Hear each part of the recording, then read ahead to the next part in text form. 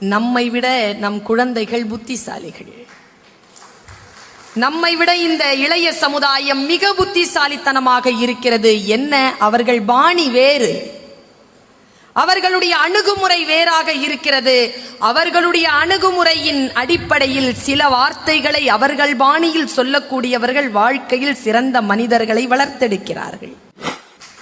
நமக்கு குழந்தைகள் மொழி புரிகிறதா? எத்தனை பேருக்கு புரிகிறது? குழந்தைகள் மொழி எத்தனை பேருக்கு புரிகிறது? குழந்தையை வேகமாக அடிக்கிறோம்.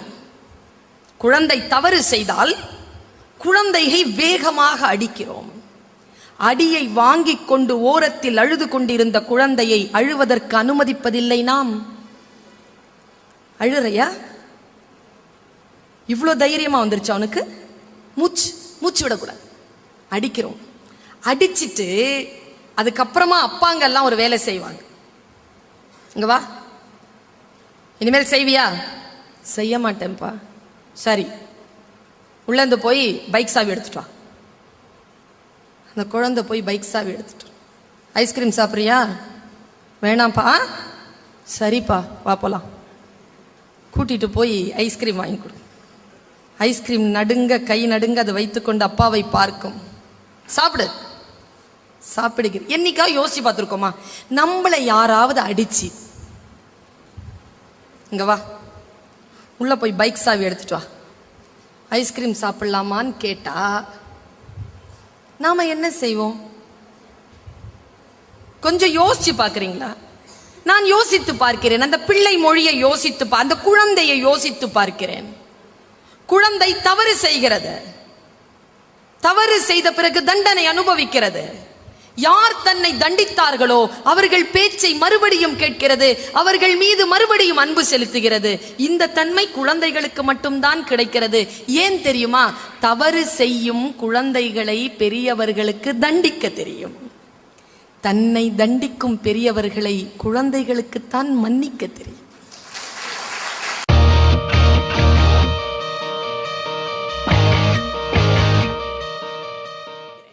அடிப்படையில் ஓஷோவினுடைய தெளிவின் மீது எனக்கு மிக பிரம்மாண்டமான பார்வை உண்டு. அவர் ஒரு ஒரு ஒரு ஒரு கருத்தை சொல்லுகின்ற பொழுது, நீங்கள் உங்கள் குழந்தைகளுக்கு ரொம்ப சிம்பிள் இங்கிலீஷ்ங்க, இந்த ஒகேபலரின்னு சொல்லுவோம்ல, வியந்து வியந்து பார்க்குற ஒகேபலரிக்கு சொந்தக்காரர் ஓஷோ. அந்த யூடியூப்ல அவர் பேசுற சில இன்டர்வியூஸை மட்டும் குழந்தைகளுக்கு போட்டு காட்டுங்க. ரொம்ப சிம்பிளான இங்கிலீஷ்ல ஆழமான விஷயங்கள் நமக்கு நாமே புரிந்து கொள்கின்ற வகையில் சொல்லிக்கிட்டே போய்கொண்டே இருப்பார். என்னிடத்துல ரொம்ப ஆழமான ஒரு ஒரு விசாரணை உண்டு. இந்த எல்லாரும் பேசுறாங்கல்ல, மாசம் மாசம் நீங்களும் கேட்குறீங்க, விழிப்புணர்வு என்ற சொல் வருகிறது எல்லோருக்கும். விழிப்புணர்வு பெற வேண்டும், நாம் எல்லோரும் விழிப்புணர்வு பெற வேண்டும். அப்படின்னா என்னங்க தெரியல நமக்கு. நான் போன வருஷமும் சொன்னேன், stay alert, be aware, speak up. இது அமெரிக்க நாட்டினுடைய மக்களுக்கு தந்திருக்கக்கூடிய, அரசாங்கம் தந்திருக்கக்கூடிய மந்திர சொற்கள். Be aware, stay alert, speak up. 3 சொற்கள். நீங்க இதை பாகுபாடு பண்ணி கூறு போட்டு பாருங்களேன். ஸ்டே அலர்ட், பி அவேர், எச்சரிக்கையாக இரு, விழிப்புணர்வோடு இரு. இந்த விழிப்புணர்வோடு இரு இரு இருங்கிறது எனக்கு புரியவே இல்லை. ஓஷோ ஒரு சின்ன கதை மூலமா அப்படி சொல்லிட்டு போயிட்டாருங்க. எனக்கு ரொம்ப பிடிச்சது அந்த கதை. அதை சொல்லிட்டு நான் முடிக்கிறேன். கதைதான், கதை அல்ல, கதை அல்ல. கதைகள் வடிவிலே நமக்குள்ளே செலுத்தப்படுகின்ற மருந்து, நம் நோய்க்கான மருந்து, ஔஷதம், அமுதம் என்கின்ற மருந்து. ஒரு இளைஞன் இருந்தான். இளைஞர்கள் இங்க நிறைய இருக்கிறீர்கள். ஒரு இளைஞன் இருந்தான். அவனுக்கு வயது 20-24 பயங்கர முறுக்கேறிய உடல், எப்ப பார்த்தாலும் வன்முறையிலேயே இருந்தான். சில நேரங்கள்ல நம்ம குழந்தைகள், ஒரு 20 வயசுக்குள்ள இருக்கிற குழந்தைகள், 25 வயசுக்குள்ள குழந்தைகளை சமாளிக்க முடியறது இல்லைங்க. அவ்வளோ வன்முறையாளர்களாக இருக்காங்க. சொல்ற பேச்சே கேட்க மாட்டேங்கிறாங்க. அவர்களை சமாளிக்கிறது ரொம்ப ஈஸிங்க. இல்ல, it is not easy. It is very simple. But it is not easy. ஈஸிங்கிறது வேற, சிம்பிள்ங்கிறது வேற. எளிமையானது, சுலபமானதல்ல. நகைச்சுவை உணர்வோடு அவர்களை தொட்டுவிட்டால் அவர்கள் விழுந்து போவார்கள். ஆனா அதுக்கு எங்க நமக்கு நேரம்? நம்ம குழந்தைன்ன உடனே நம்ம இப்படி இல்லை நிக்கிறோம், அவன் போயான்ட்டு போயிட்டே இருக்கிறான். நகைச்சுவை உணர்வோடு பெற்றோர்கள் அந்த வயது பிள்ளைகளை அணுகி பாருங்கள். இங்க பாருங்க, இந்த கதை பாருங்க, கதை தாங்க. நான் தான் சொன்னேன், இது கதை இல்லை. அவன் ரொம்ப வன்முறையாளனாக இருந்தான், ஒரு ஜப்பானிய இளைஞன். அவங்க அப்பா மன்னன். அவன் நேரம் அப்பாட்ட வந்து சொன்னான், அப்பா, இளவரசனா இருந்து போர் அடிச்சு போச்சு, I want to be a king, please quit your place. நீ வெளியேறு, நான் மன்னன் ஆகணும். அப்பா சொன்னார், அதெல்லாம் முடியாது, உனக்கு வயசு பத்தாது. பையன் சொன்னா, இங்க பார், நம்ம பரம்பரையில அப்பாவை போட்டு தள்ளிட்டு சிம்மாசனத்தில் உட்காரது ஒன்றும் புதுசு இல்லை, யோசிச்சிக்க அப்படின்னு போயிட்டான். மன்னனுக்கு கொஞ்சம் விழிப்பு வந்துருச்சு, செஞ்சாலும் செய்வான். பேச்சுவார்த்தைக்கு கூப்பிட்டான், வா சிம்மாசனம் ஏறணும்னு சொன்னிய, ஆமா, எப்போ வச்சுக்கலாம் பட்டாபிஷேகத்தை? ஒரு 10 நாள்ல வச்சுக்கலாமா?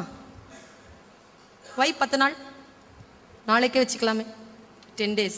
என்ன பண்ண போற 10 days? நீ ஒரு ட்ரைனிங்க்கு போயிட்டு வா 10 days, நான் 10வது நாள்ல உனக்கு வச்சு. என்ன ட்ரைனிங்? என் குரு கிட்ட ஒரு 10 நாள் ட்ரைனிங்க்கு போயிட்டு வா. அதெல்லாம் முடியாது. அது முடியாதுன்னா நீ என்ன வேணாலும் பண்ணிக்க. யோசிச்சான் பையன். கொலை செஞ்சுட்டு வந்து உட்கார்றதை விட ஒரு 10 நாள் பொறுத்துக்கிட்டு வந்து உட்கார்ந்தா என்ன ட்ரைனிங் கொடுத்துட போறான் இவன் குரு? அவன் பார்த்துருக்கான் அவன் குருவை, அது தொத்தலும் பொத்தலுமா இருக்கும். அதுக்கிட்ட போய் ஒரு 10 நாள் கஞ்சி சோறு சாப்பிட்டு வரணும், அவ்வளவுதானே. வரேன் அப்படின்ட்டான். குரு கிட்ட கூட்டிட்டு போனான் நான் பையனை. குரு இப்படி உட்கார்ந்துருக்கார், மெலிந்த தேகம், நீண்ட தாடி, கண்ணை மூடிட்டு உட்கார்ந்துருக்கார். வந்ததை அறிந்து கொண்டார். குருவே, என் குழந்தையை உங்களிடத்தில் ஒப்படைக்கிறேன். அவன் குரு கையை காட்டினார். 10 நாள் கழித்து வந்து அழைத்து போ அப்படின்ட்டார். வேற எதுவும் பேசல. பையன் உட்காந்துருந்தான், குருவை பார்த்தான். குரு கண்ணை மூடிக்கிட்டே இருக்கிறார். அப்பா போயிட்டார். இவன் நின்றுட்டு இருக்கான். உட்காரத்துக்கு சேர் இல்லை. ஹலோ. குரு கண்ணை திறந்தார். ட்ரைனிங் எப்போ? நாளை காலையில். இன்னைக்கு என்ன? இன்னைக்கு ஃப்ரீயா? Count down starts now. இப்ப ஆரம்பிக்கிறேன். சரி, போய் சாப்பிடு. ட்ரைனிங் சாப்பிடப்பா, இன்னிலேருந்தே கவுண்ட் டவுன் ஆரம்பிச்சுக்க, போய் சாப்பிடுன்னு. போய் சாப்பிட உட்காந்தான். பொட்டுன்னு ஒரு அடி விழுந்தது தலையில. திரும்பி பார்த்தா அங்க போயிட்டு இருக்கிறார் குரு. வேகமா குரு கிட்ட போனான். என்ன அடிச்சுட்டு போறீங்க? ட்ரைனிங் ஆரம்பிச்சிருச்சு. நான் அடிக்கிறதா ட்ரைனிங்? ஆமா. அப்ப நான் திருப்பி அடிக்கலாமா? அடி, உடனே அடிக்கணும். சரி, போய் உட்காந்து சாப்பிட உட்காந்து பட்டேர்னு மறுபடியும் ஒரு அடி. திரும்பி பார்த்தா குரு அங்க போறார். எழுந்து வரத்துக்குள்ள வேலை முடிஞ்சு போயிரு. ரொம்ப கோவம் வந்துருச்சு. மறுபடியும் உட்காந்தான். பொட்டேர்னு மறுபடியும் அடி. பார்த்தா அங்க போறார். இவன் சாப்பிட முடியாது. சாப்பிடும் போது தான் அடிப்பியான்னு கேட்டான். ஆமா, சாப்பிடும் போது தான் அடிப்பேன். அடுத்த நாள் காலையில சாப்பிட்ற வரைக்கும் குருவையே பார்த்தானா. பார்த்து அவர் நடக்கிற நட இருக்குல்ல, சத்தம், அதையே கேட்டு வச்சுக்கிட்டான். அடுத்த நாள் காலையில சாப்பிடும் போது அவர் நட சத்தம் கேட்டவுடன் திரும்பி பார்த்தான். அடி விழல. குரு போயிட்டார். மத்தியான சாப்பாடப்போ அவர் மெதுவா வந்து அடிச்சுட்டு போயிட்டார். நைட்டு சாப்பிட்றப்போ அவருடைய வாசனையை தெரிஞ்சுக்கிட்டான்.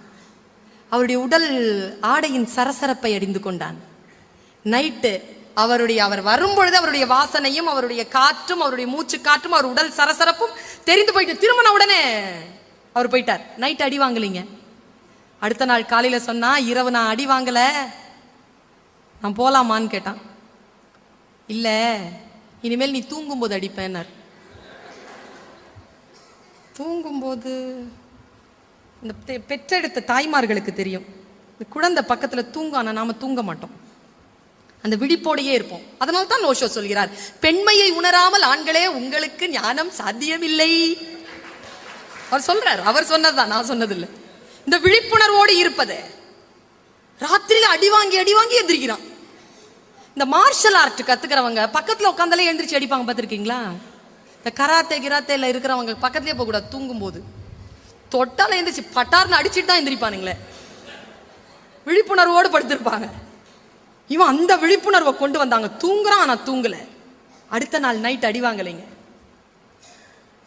நைட் அடி வாங்கல, எவ்வளவு பெரிய விஷயம். விழிப்பு வந்துருச்சு. அவன் சொன்னா நான் போலாமான்னு கேட்டான். இன்னொரு ட்ரைனிங் பாக்கி இருக்கு. என்ன ட்ரைனிங்? இனிமேல் உன்னை பார்த்தா கத்தியால குத்துவேன்னார். யோ, கத்தியால குத்தா செத்துருவேண்டா, சாவரத்துக்கு தானே அடிக்கிறது. அப்ப நினைச்சு பாருங்க, சாப்பிடும் போது இல்ல, எப்ப வேணாலும் கத்தி குத்து விழுவோம்னா அவன் எப்படி இருந்திருக்கணும். அன்னைக்கு ஹோல் டேங்க அவன் அப்படி இருந்தாங்க, தீபம் மாதிரி இருந்தான், சுடர்விட்டு பிரகாசித்துக் கொண்டிருந்தான். குரு அவர் பக்கத்திலேயே போக முடியல. அன்றைய இரவு முழுக்க அப்படியே இருந்தான். அடுத்த நாள் கழிந்தது. அடுத்த நாள் வந்து சொன்னான், போலாமான்னு கேட்டான். ட்ரைனிங் முடிஞ்சது, ஒரே ஒரு நைட்டு மட்டும்தான் பாக்கி, இன்னைக்கு நைட் கழிஞ்சிருச்சுன்னா நீ போயிடலாம். என்ன சொல்லு? இனிமேல் நைட்ல தூங்கும் போது கத்தியால குத்துவேன்ட்டார். அவன் எழுந்திருச்சு ஒன்னும் சொல்லலீங்க. நல்லா ஞாபகம், வாரத்துல ஒரு நாள் வேக வைக்காத உணவை மட்டும் சாப்பிட்டு நான் வெஜிடேரியனை தவிர்த்து வாரத்துல ஒரு நாள் மட்டும் நீங்க மௌன விரதத்தோடையும் வெஜிடேரியன் ஃபுட்டோடையும் இருந்தீங்கன்னா நீங்க மனசுல என்ன நினைக்கிறீங்கிறது மூஞ்சில தெரியாது. எவ்வளவு பெரிய வரம் தெரியுமா அது? நம்ம விழுந்து போறது அங்கதானே. மூஞ்சிய பார்த்து கண்டுபிடிச்சிடறாங்களே இது யாருன்னு. அவன் முக குறிப்பை காட்டல, 4 நாள் அவன் பட்டினியா இருக்கிறான். முக குறிப்பை காட்டல, மனசுல நினைச்சிட்டான். என்ன சொன்ன? கத்தியால குத்துவியா? தூங்கும் போதா? அம்மாவனே, இன்னைக்கு நீ தூங்குடி, உன்னை குத்திட்டு நான் போறேன். இது என்ன பெரிய ட்ரைனிங்கா? தூங்கும் போது கத்தியால குத்துறேங்கிறது. இதுக்கு நான் சரின்னு வேற சொல்லணுமா? அப்பன் செஞ்ச சதியா இது? நீ இன்னைக்கு உயிரோட இல்லடி அப்படின்னு மனசுல நினைச்சிட்டு அப்படியே அவரை பார்த்துட்டே இருக்கிறான். இவன் நினைச்சானோ இல்லையோ, குரு வந்து நெஞ்சில உட்காந்துட்டார். உனக்கு எவ்வளவு கொழுப்பு இருந்தா நான் தூங்கும் போது என்ன கத்தியால குத்திட்டு போவேன்னு நீ நினைப்ப அப்படின்ட்டாரு. அப்பொழுது காலில் விழுந்தானாம் இளைஞன். குருவே, நான் மனசுல நினைச்சது உனக்கு எப்படி தெரியும்னு. குரு சொன்னார், விழிப்புணர்வோடு இருத்தல் என்பது உன் பக்கத்தில் யார் வருகிறார்கள் போகிறார்கள் என்பது மட்டுமல்ல, உன் முன்னால் நிற்கின்றவர்களுடைய மன ஓட்டத்தையும் வாசிப்பதுதான் விழிப்புணர்வு என்பது. அதை நீ புரிந்து கொண்டால் வாழ்க்கையில் நீ ராஜனாவதற்கான தகுதி உனக்கு இருக்கிறது என்ற அர்த்தம் என்று சொன்னார். நாம் அத்தகைய விழிப்புணர்வுக்கு செல்ல வேண்டும் என்றால் சில பல விஷயங்களில் வெளிச்சத்தை நம்முடைய ஆத்மாவோடு நாம் பாய்ச்ச தெரிந்திருக்க வேண்டும். என் சொல்லை நான் முதலில் தேடினேன், பிறகுதான் அறிந்தேன். அந்த சொல்லை சொல்லால் பின்பற்றி உங்களுக்கு சில சொற்களின் மூலமாக விளக்கத்தை தந்திருக்கிறேன். அதில் உட்பொருளாக நான் என்ன சொன்னேனோ, வல்ல இறைவன் அதற்கான பொருளை உங்களுடைய மனங்களில் விதைக்க வேண்டும் என்கின்ற இறை வேட்கையோடு உங்கள் அத்துணை பேரையும் மீண்டும் சந்திக்கும் வரத்தை இறைவனிடத்தில் கேட்டு வாய்ப்புக்கு நன்றி சொல்லி அமர்கிறேன். நன்றி.